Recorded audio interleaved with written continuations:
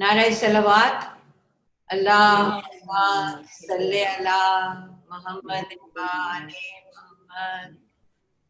Bismillahirrahmanirrahim. Adab to the Bani Majlis, Zuhra, Zakia, Sayyida, Sayyidain, and to all of the participants of the Majlis. Even though my parents came from Aligarh and Lucknow and I myself was born and raised in Karachi, I have opted to speak today in English. It is because, as Sayyida said, I want to address the younger generation, and like it or not, this is the language they understand. So to those of you who find it particularly upsetting, I already offer my sincere apologies. A couple of weeks ago, Sayyida called me and asked me to recite this Marsiya. But to do so in the presence of Zuhra, Zakia, and Sayyida, polished in this beautiful art, is a travesty.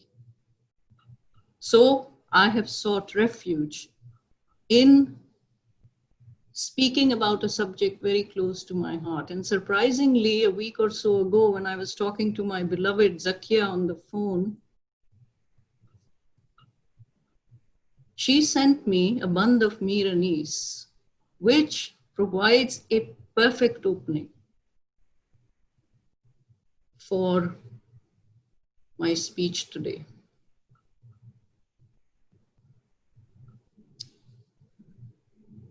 Hussain जब के चले बाद दोपहर run को, न था कोई के जो थामे रकाबे तौसन को. You know, once I was reciting a very well-known sher in a private mehfil recently, which goes like this. क्यों वो सयाद किसी सैद पे तौसन डाले, सैद जब खुद ही चले आते हों गर्दन डाले. You know, only the Shias in the room got the meaning because of the word tausan. It means a horse. It's not an easy word to remember, but Shia children who have grown up listening to the grand poetry of Anis and Dabir can be surprisingly at home with these unfamiliar phrases and words. Hussain जब के चले बाद दोपहर run को, न था कोई कि जो थामे रकाब तौसन को. सकीना झाड़ रही थी अबा के दामन को, और हुसैन चुपके खड़े थे झुकाए गर्दन को. न आसरा था कोई शाह करबलाई को, फकत बहन ने किया था सवार भाई को.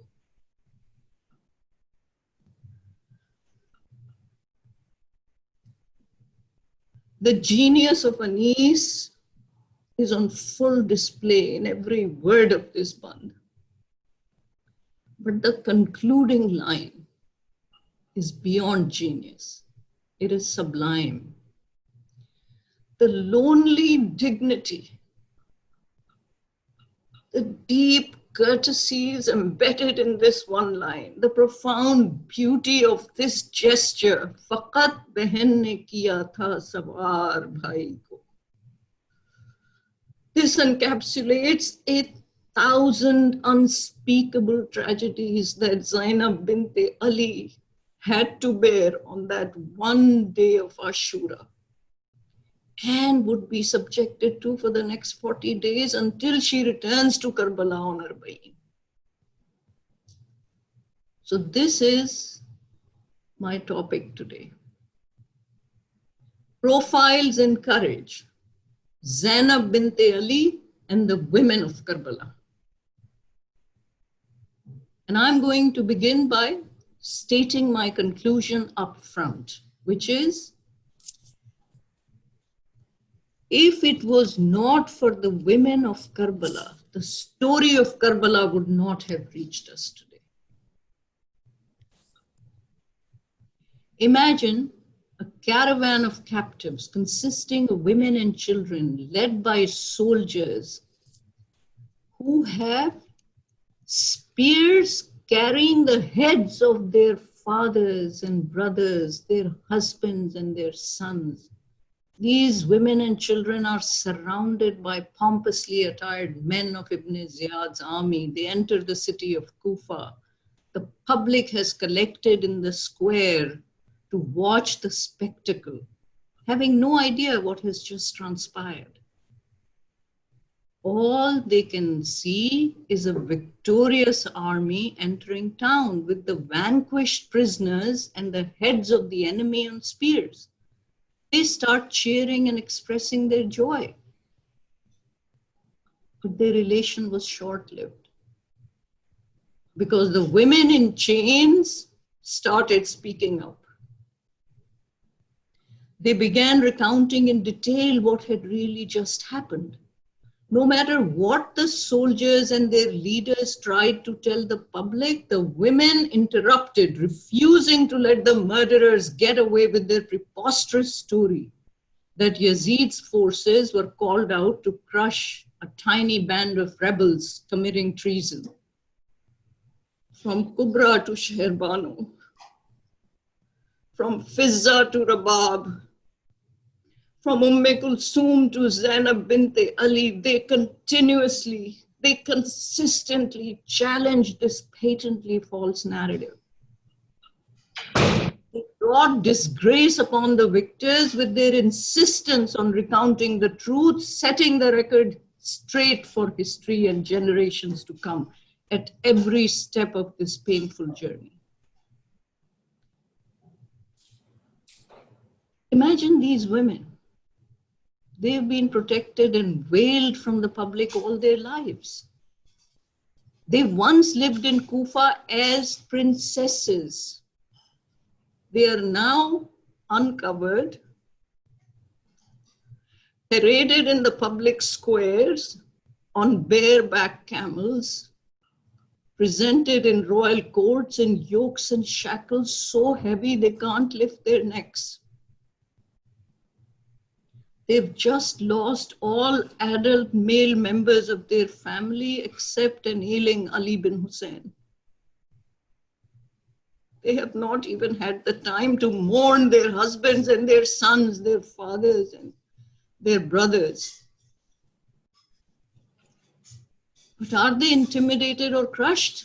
Absolutely not, just the opposite. They take charge.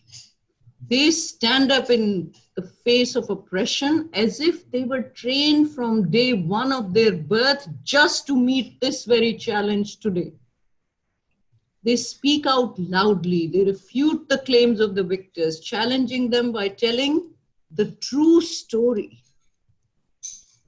They proclaim throughout their tortuous journey from Karbala to Kufa to Damascus, they proclaim the truth from gaping, scorching deserts, from gilded palaces. They do it loudly and they do it clearly. They show the citizens of Iraq and Syria that this was no small-time petty rebellion that had been successfully subdued by the forces of Yazid. This was an assault on the very soul, the very spirit of Islam. And these were no ordinary mutineers. This was the family of their prophet. These were the Aale Muhammad. These were the Ahle Bayt.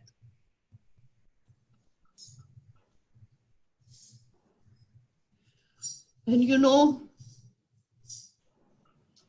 the women could not have a better leader than Zaineb binte Ali, who inspired them to manifest astounding postures of courage. She led them through words and through deeds.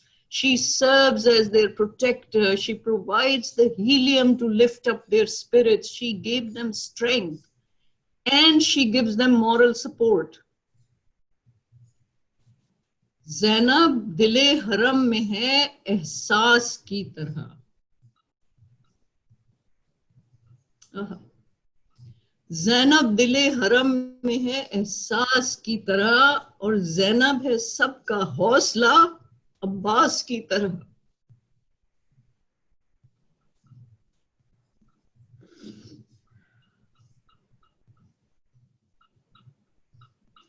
Manacled, bareheaded, ostensibly a prisoner in chains, Zainab binte Ali faced the crowds in Kufa. Just think of the context in which she is speaking. She's a prisoner of war, surrounded by victorious, high-ranking armed soldiers. Her words could incite the enemy's wrath and invite fresh attacks that could prove to be fatal to the camp. But she remains fearless. Also remember that she's speaking to the Kufis, who understand precisely the revered place of her father, Imam Ali. No one, but no one could feel the weight, the gravity, and the profundity of the tragedy of Karbala more acutely than these very citizens of Kufa.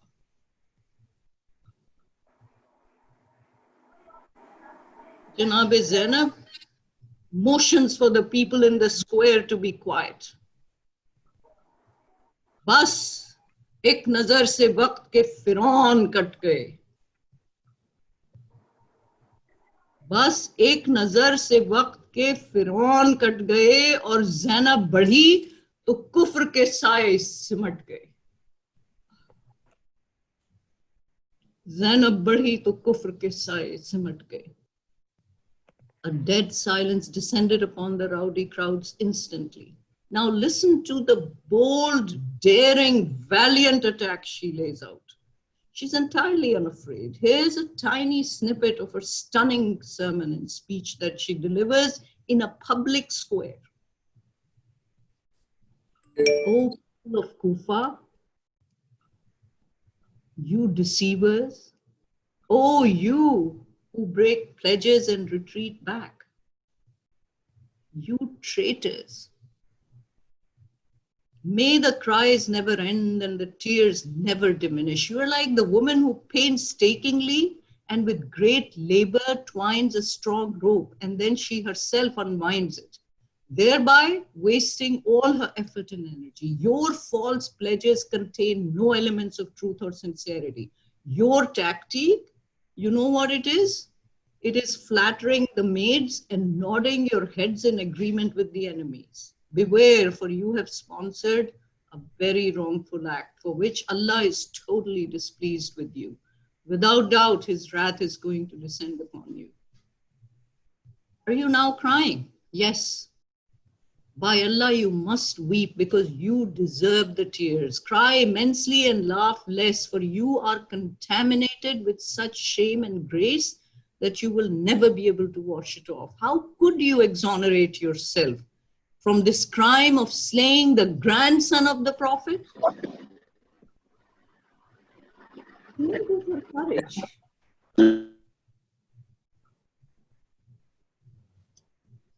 I want to address the young women and men who are listening to this majlis, who are listening to my words. You can never find a better role model. If the story of Zainab binte Ali became more widely known, nations from east to west, from north to south would be building monuments for her. How fortunate for you that you belong to a family, to a tradition that introduces you literally from the day of your birth and constantly reminds you throughout your life of the deeds of this extraordinary woman. Wow, here is a woman of staggering importance. Her pedigree is flawless. She is born in 626 AD and given the name Zainab, meaning adornment of her father. She is the granddaughter of the Prophet and Bibi Khadija, and the daughter of their beloved daughter, Bibi Fatima. Her father is Imam Ali Murtaza. As a child, she is sitting on the Imam's lap as he inscribes and recites and interprets the Quran. She gets to spend 6 years with her grandfather, the Prophet, 6 years with her mother, Bibi Fatima, 35 years with her father, Imam Ali, 45 years with her older brother, Hassan bin Ali, and 55 years with her brother, Hussein bin Ali. And she is learning from all of them. She is learning. At 4 years of age, she witnesses Mubahala. At 6, the death of the Prophet and the ensuing mayhem, leading to her mother challenging the highest authorities of the state in an open court. She was present when Bibi Fatima delivers one of the most scorching, scathing, eloquent sermons in the history of Islam concerning the matter of fidak. She hears her mother say, within months of the Prophet's death, that the tragedies befalling her would have turned bright days into dark nights.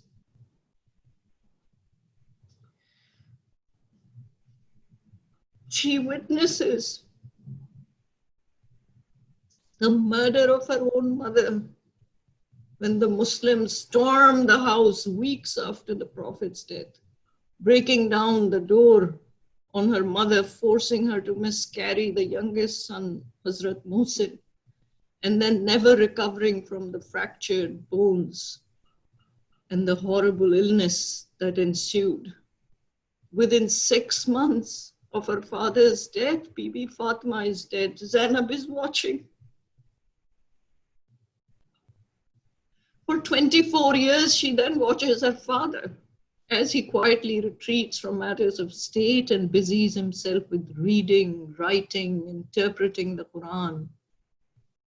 She's married off to her cousin, Abdullah bin Jafar. She bears him 4 sons and a daughter. He becomes one of the richest men of Medina.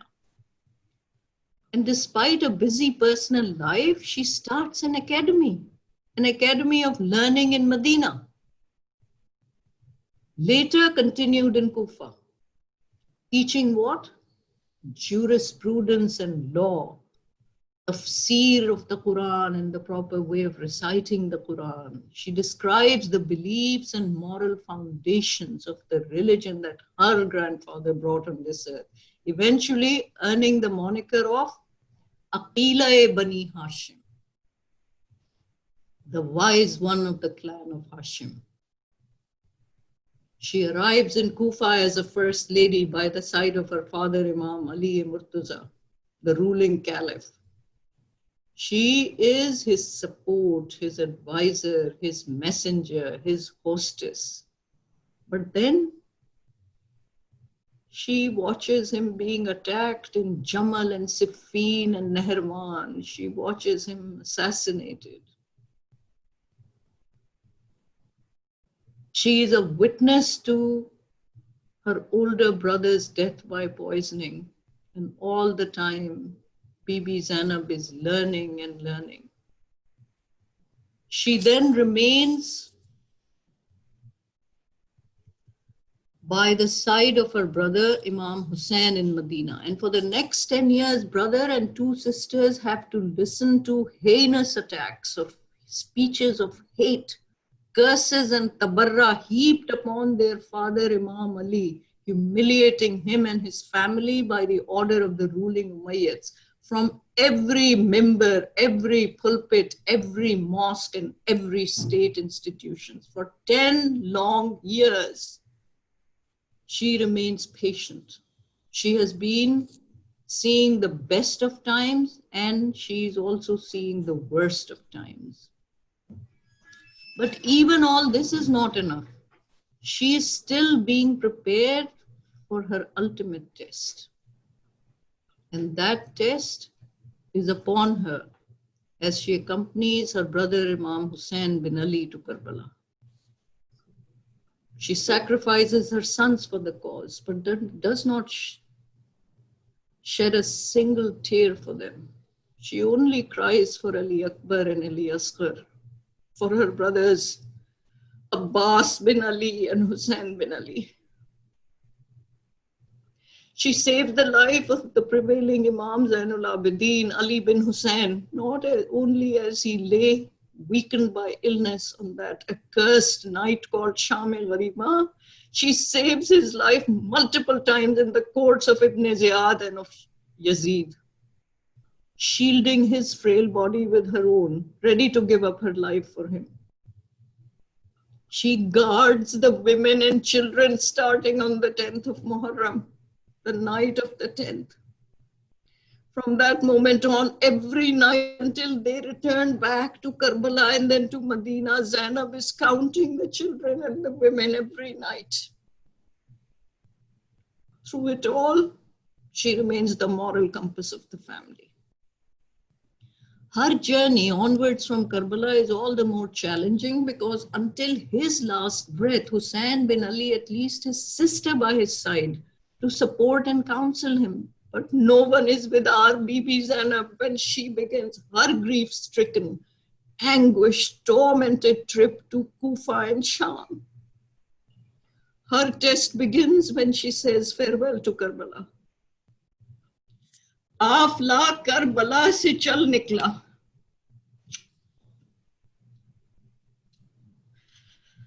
Afla Karbala se chal nikla, Zainab ab imtihan mein aayi. Her confidence, her yaqeen, her stupendous courage, the likes of which the world has yet to see, all was superhuman. She parts for the last time from her brother in Karbala to assume the leadership of the family by promising him and proclaiming to the world simultaneously. What does she say? Hussain की लाश बेकफन से ये कह के ज़ैनब जुदा हुई है.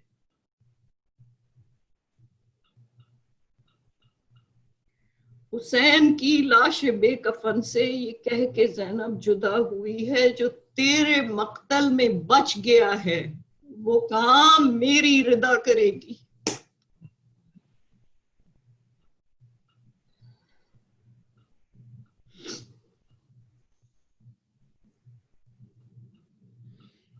Imam Zainul Abidin was asked once about what was the most horrible musibat, hardship that he personally faced during the entire tragedy of the Karbala.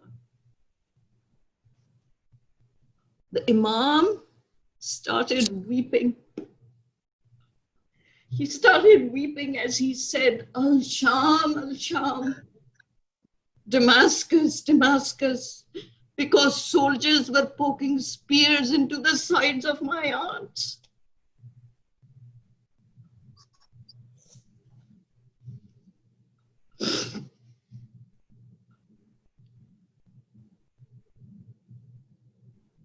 After Kufa, Zainab binte Ali has to face Yazid in Damascus as he sits on the grand throne surrounded by all the glory and the pageantry afforded by the presence of ambassadors and dignitaries of state.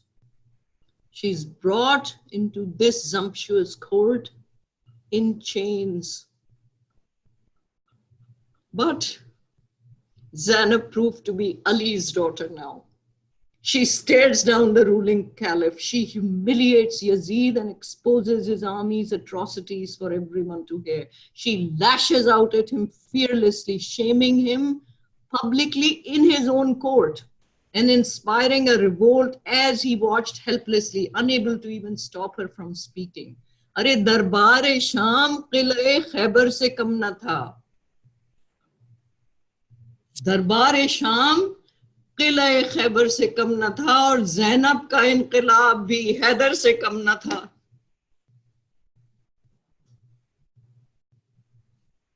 Zainab का इनकलाब भी हैदर से कम न था. What inqilab? Yazid pointed at her and asked, "Who is this arrogant woman?" All the audience paused, but the woman rose to answer. "Why are you asking them? Ask me. I'll tell you who I am. I am Muhammad's granddaughter. I am Fatima's daughter. I am Ali's daughter." People in the court were stunned, impressed, amazed.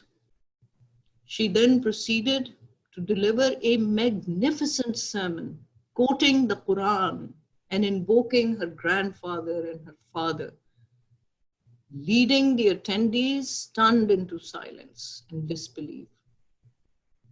It's absolutely a glorious sermon. I urge all of you to revive your spirits in this month of Muharram by reading and rereading this sermon over and over again. You will see how much strength you will get from it. At one point in the sermon, Bibi Zainab directly asks Yazid in her withering, biting, clear voice, "Oh, son of freed people, is it justice that you keep your women and slave girls in seclusion, but have made the helpless daughters of the Holy Prophet ride on swift camels and given them in the hands of the enemy so that they may take them from city to city?" Her force was such that even the Jews and Christians present in the court jumped to their feet in loud protests.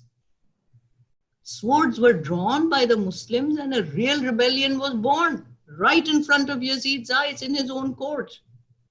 In utter panic, Yazid acknowledged the grief and anger of the people around him, and to save his own neck, he starts blaming Shimr and Ibn Ziyad. As he sensed the tide turning rapidly against him inside his own palace, he orders for the azan to suddenly be recited to distract the people. Eventually, he's forced to set the prisoners free to save his own neck. And thus, our Bibi Zainab once again began her journey back to Karbala. But this time from Sham, and this time to complete the burial rituals for her family in Karbala. Bibi Zainab's lonely journey started the moment she helped her brother mount Zuljana for that last time. Faqat behan ne kiya tha sawar bhai ko. And it ends up in Karbala on Arbaeen. But in the process, Zainab binte Ali shook the pillars of the Muslim empire, stretching from the Byzantium in the west to the Persian Empire in the east. She astounded the Islamic world by lifting the blinders from their eyes. She forced the people into searching their conscience and into acknowledging the dreadful damage they had done. The women of the house of Fatima and Ali heroically corrected the enemy's narrative at every step of the way, from Karbala to Kufa to Sham and back to Karbala. And one striking, splendid figure stood above them all, Zainab binte Ali. I say to the young people now, this profile in courage is a story worth reading about, worth talking about, worth writing about, worth doing your PhDs on. Be inspired by the incomparable acts of valor manifested by the women of Karbala. Whenever you feel overwhelmed by the slings and arrows of outrageous fortune, think of the women of Karbala and the enormity of what they had to face, and with what composure and what dignity, what courage they conducted themselves. Try to emulate these role models. Face down your oppressors today. Call out the despots and the tyrants. Reject the slurs and indignities being heaped upon women and children today. question every big, every small cruelty, and refuse to accept the unjust, undeserved acts of malice and injustice meted out on the basis of religion, of color, of gender, of caste. Learn from the brave acts of the women of Karbala and study their profiles and courage to inspire your passions to fight for the rights of the weak and the infirm, to defend the beleaguered, and to work continuously. Work hard, young people, to achieve a just and moral society based on high values of decency and civility. Do not be afraid to challenge power. Do not be afraid of the orthodoxy. Remember the words of Josh Malia Abadi. अरे जाओ कह दो ये हुकूमत के निगहबानों से, Karbala एक अबदी जंग है सुल्तानों से.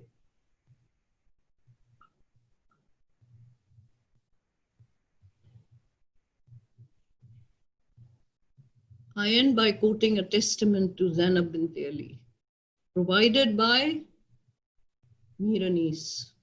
We began with Anis, we end with Anis. Anis imagines the last moments of Imam Hussein bin Ali, but has seen through the eyes of his mother. The wail of anguish that comes from Bibi Fatima in that moment is all the more haunting, all the more heartbreaking, because in these lines, she calls out to the Prophet, addressing him not as her father, but she calls him by his name. Better lines have yet to be written. अरे जंगल से आई फातिमा ज़हरा की ये सदा, उम्मत ने मुझको लूट लिया बा मोहम्मदा. इस वक्त कौन हक़ रिफ़ाक़त करे अदा, है ये जुल्म और दो आलम का Muqtada. And then, in an absolutely stunning appeal that has echoed through centuries and generations, who does Bibi Fatima invoke for help as her son lay dying?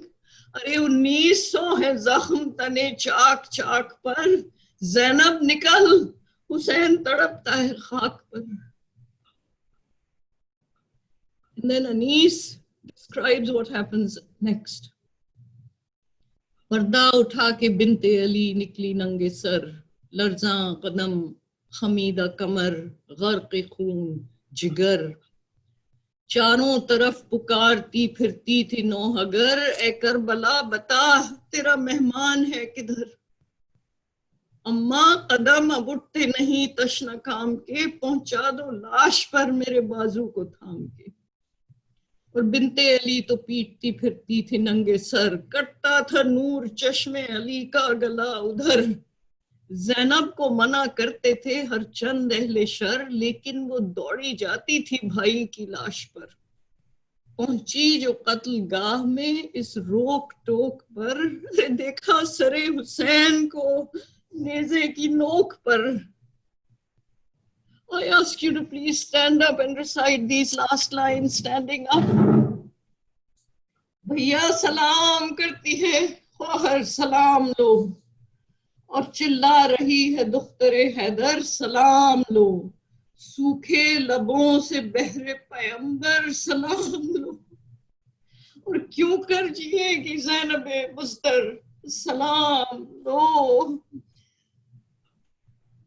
Bani Majlis at Sayyida and Manzil, mourners from all over the world, let us offer our salam to Bibi Zainab and to the women of Karbala.